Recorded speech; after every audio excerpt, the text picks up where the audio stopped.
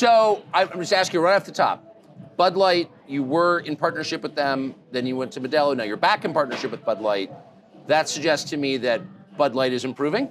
Yeah, listen, Bud Light, I'm getting into this point in my life and in my career where I want to be with people and sponsors that I am aligned with, which makes sense in this crazy world that we live in these days.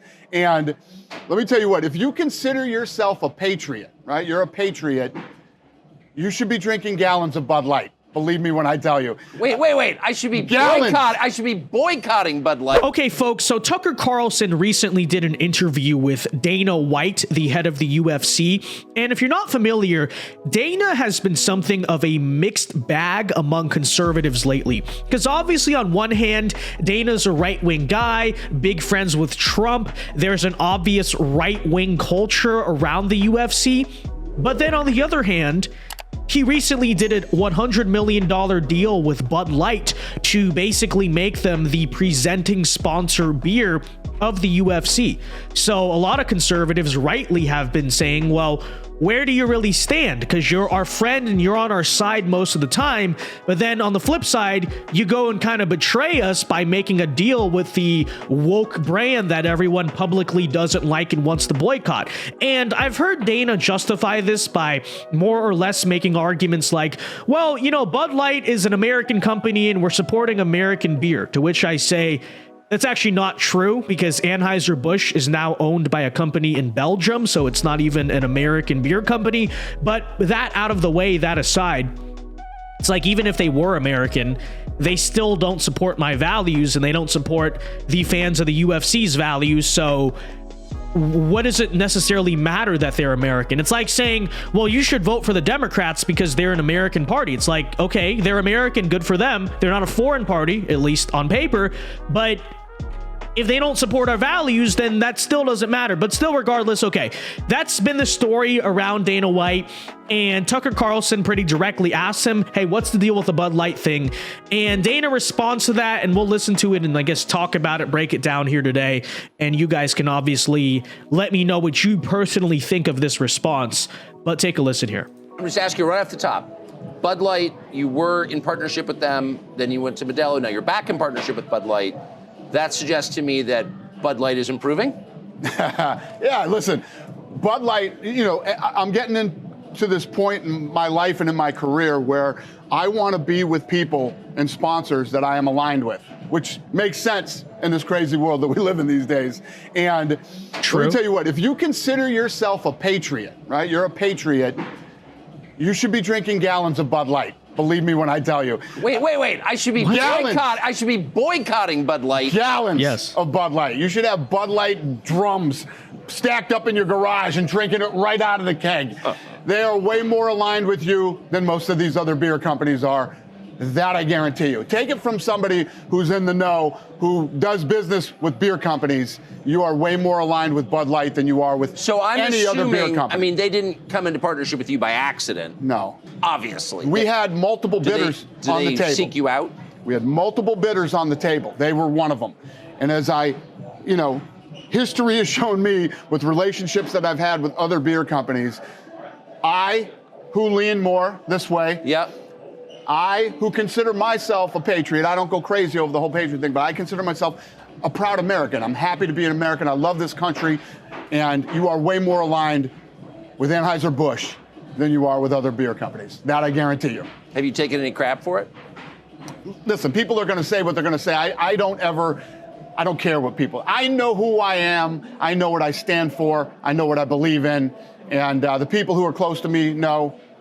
And I'm on the right side of this. Believe me when I tell you. Okay. So, good for him for, I guess, standing for what he believes in. But here's my thing on that. And by the way, I like Dana White generally, so I'm going to take his argument at face value. Because I'm sure that most people assume when they hear that, well, it's because Bud Light threw a bunch of money at him, and they probably did that because obviously Bud Light is struggling with business. They're desperate. Hey, it's a business deal. It's all business. It's all about money. But it seems to me, at least Dana is claiming it's not about that. So let's address what he said there. So what he seems to be saying is that, well, the actual people who work at Bud Light, or, this executive or this, business person he negotiated with, they actually do share our values. To which I say, well, where's the proof of that? Okay, because if they share our values, then why did they betray our values? Why did they go out in the open and kind of just give every conservative American beer drinker in America the middle finger? Like that doesn't equate to me. That doesn't make a whole lot of sense, because either A, he's just wrong and they don't share our values, and who knows, maybe because they're talking to Dana White, they're trying to call the UFC, they know that they're struggling with their own business. Hey, let's kind of flip-flop. Let's be a chameleon. Let's tell Dana what he wants to hear and hope he falls for it. Either it's that they just don't share our values, or maybe in the case that they do deep down share our values, there's a bunch of conservatives at Bud Light, but they're betraying the values openly. They, in a vain and failed attempt to make money, they lost a bunch of money, but in an attempt to make money or expand their market, they betrayed their own values.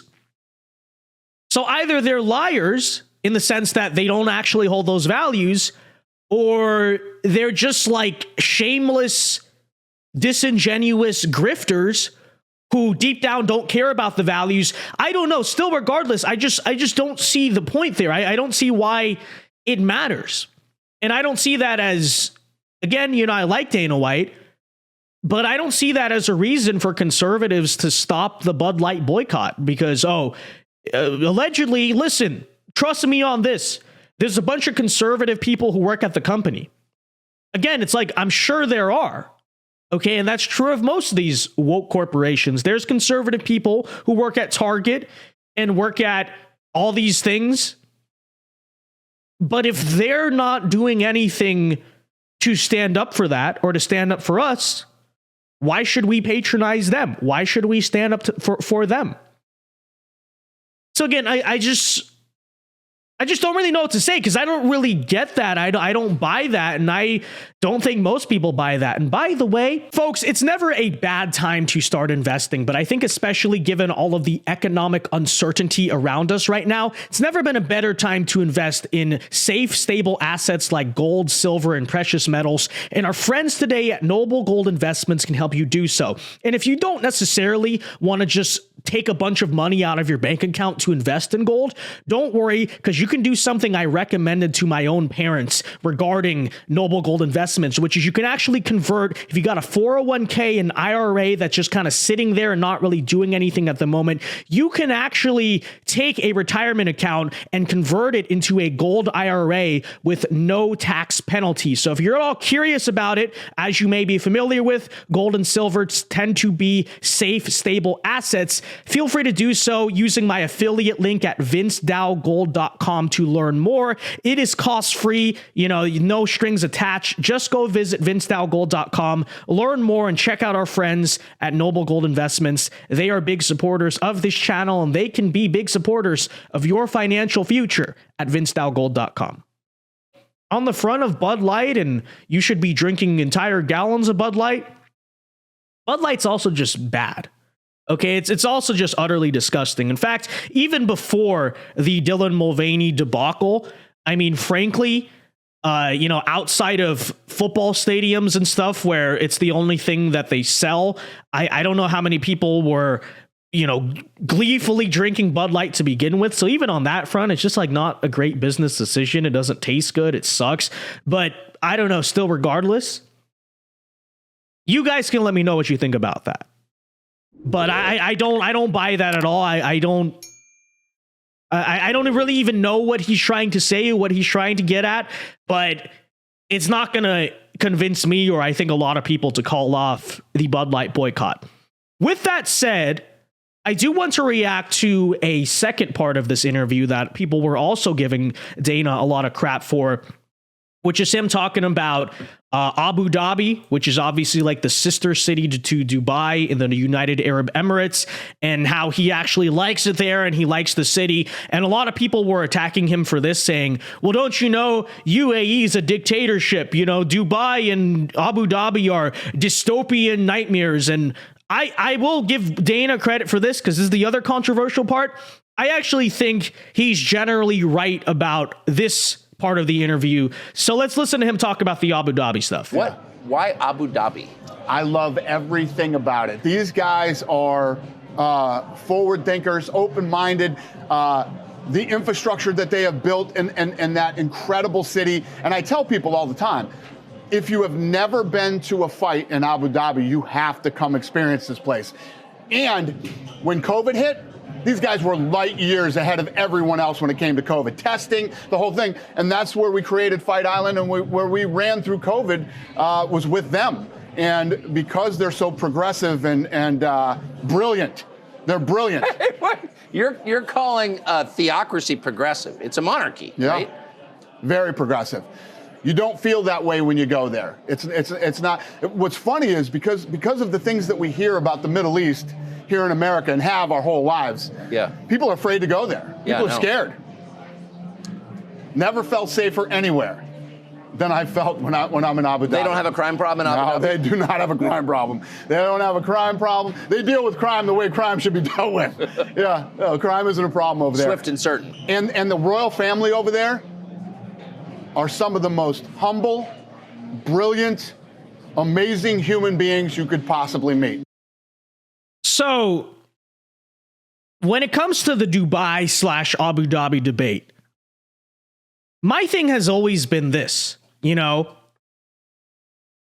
I look at those cities and they're technological marvels of the future. They are these cities of the future, and everyone knows about it, right? Amazing infrastructure, clean, beautiful, you know, barely any crime at all whatsoever, very safe. And every time I look at a city like that, I turn around to America and say, why can't our cities be like that? Why can't our cities be as clean and nice as Dubai? Why can't New York look like Abu Dhabi? And I always get the same exact responses every single time, right? It's, well, Dubai is a dictatorship. Dubai is a monarchy. Dubai is a theocracy. All these different labels I throw out there, to which I say, okay, I don't see why you care so much. It's not the United States. I mean, I've always been a believer that however a country needs to be ran is how it needs to be ran. I don't think democracy or republicanism has worked well in the Middle East, and I think monarchy is one of the oldest ancient systems of government out there. I don't really care if they're a monarchy or not. That's never been a big issue for me. But then at the same time, I would also make the case the reason those cities are doing so well and are so nice has very little to do with the fact that they're Islamic or the country's ran by a monarchy. I think it comes down to a lot more basic and simple things, like there's a high degree of social trust. There's respect for authority. Like Dana points out, crime is dealt with in, you know, the way it should be dealt with. The leaders, whatever you think of other beliefs of theirs or whatever, they definitely have a vested interest in making sure their cities are clean and have nice infrastructure and all that different stuff. And again, I've always said to myself, why can't Western cities look like that? And it's funny because I think there's a degree of arrogance that we Westerners tend to have, that, you know, West is best. We do everything in our part of the world, you know, America and Europe. We just do it better than everyone else. And there's no other place in the world that could possibly be running their business better than we are in any regard, right?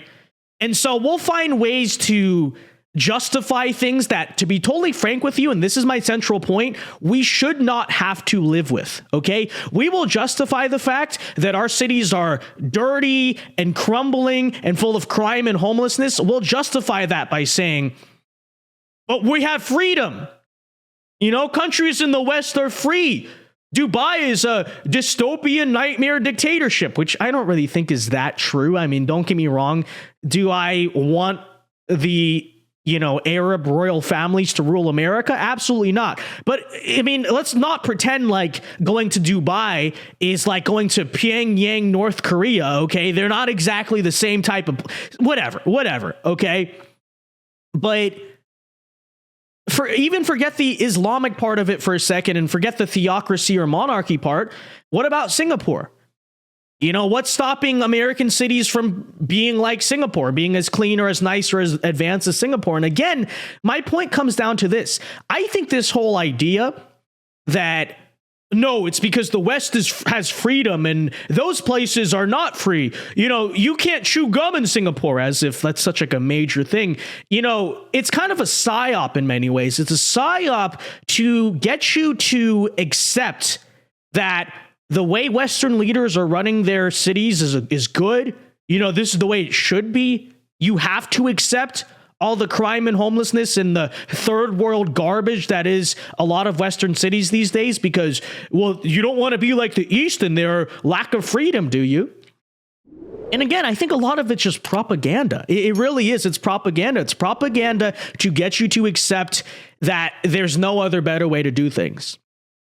Whereas on the contrary, when I look around the world in some of these places where it's like, yeah, I don't want every part of their country, but in the way they run their cities and the way they handle things in this regard, the way they tackle crime, that is the way we should do it in the West. And I'm not afraid or scared to admit, hey, that place does things better than us. We should learn from that place. But again, there's just this arrogance about it. People were attacking Dana for that too. Again, I have no problem with what he said there. Okay. And I understand he promotes fights and stuff. And he, maybe there's bias because he does his business in Dubai and Abu Dhabi. But I still think the central point is true because I've made that point on this channel before too. And then, people always come to me with all these excuses instead of just recognizing, no, actually, American cities can be like that. And people who say they can't, again, they're trying to condition you to accept, to just live with the crime, live with the garbage. You don't have to do that. Anyways, I'm rambling at this point. But with that said, folks, let me know your thoughts on the Dana White situation and interview down in the comment section down below. What do you think of the Bud Light stuff? What do you think of the Abu Dhabi stuff? Let me know. Leave a like, subscribe, check out our friends at Noble Gold. And until next time, Alpha Moves only. God bless. Have a very good day and peace.